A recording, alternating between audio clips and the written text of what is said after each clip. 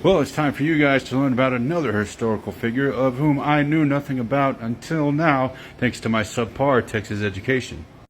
And I could not believe it because this woman was a fellow Texan. And what a great one she was. And I gotta admit, I got a little bit emotional reading about this woman. Because I had no idea, number one, about this woman whatsoever, and number two, the history of these people here in Texas. Meet Jovita Idar.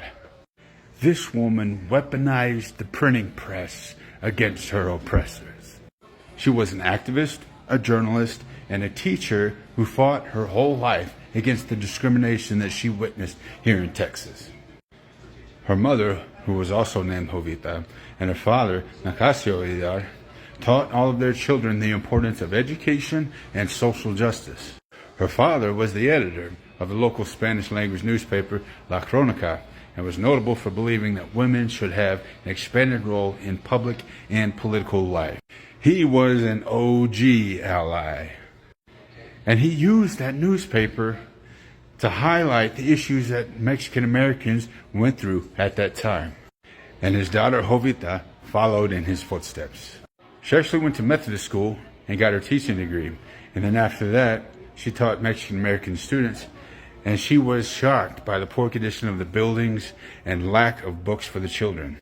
She was also disappointed that they weren't learning about their Mexican heritage. She said Mexican children in Texas need an education, but if they are taught the biography of Washington but not Hidalgo, the exploits of Lincoln but not Juarez, that child will be indifferent to his heritage. At this time, Idar also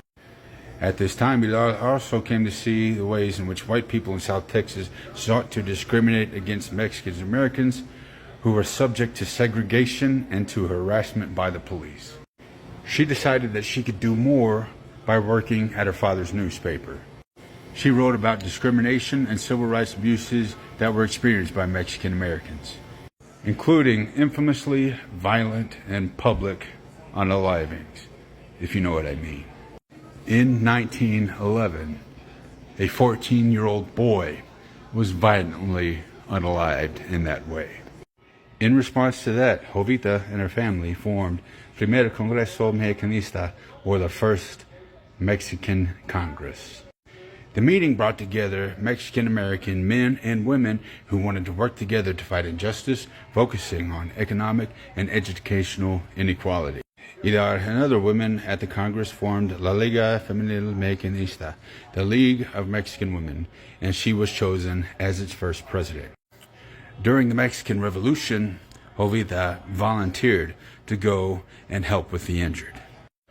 When she returned to Texas, she started to work at a paper called El Progreso. Now, it is said that in that newspaper, there was a scalding review about President Woodrow Wilson that got published. And it had to do with him sending troops to the Texas-Mexico border. As a response, it is said that the governor of the time sent the Texas Rangers to go and shut down the newspaper, and she successfully turned them away at first, but then they came back later with sledgehammers and busted up her printing press. Then she returned to her father's newspaper and took it over in 1914 when he died. Then in 1916, her and one of her brothers started another newspaper called Evolucion. And with her newspaper, Evolucion, she continued writing about Mexican Americans and their struggle, and also the importance of women in politics. Then she broadened her horizons and focused on education, establishing a free kindergarten, working as an interpreter for Spanish-speaking patients at a hospital, teaching infant care courses for women, and she remained active in journalism, editing El Heraldo Cristiano, a Methodist church newspaper. And once again, we have a powerful historical figure that I never knew about.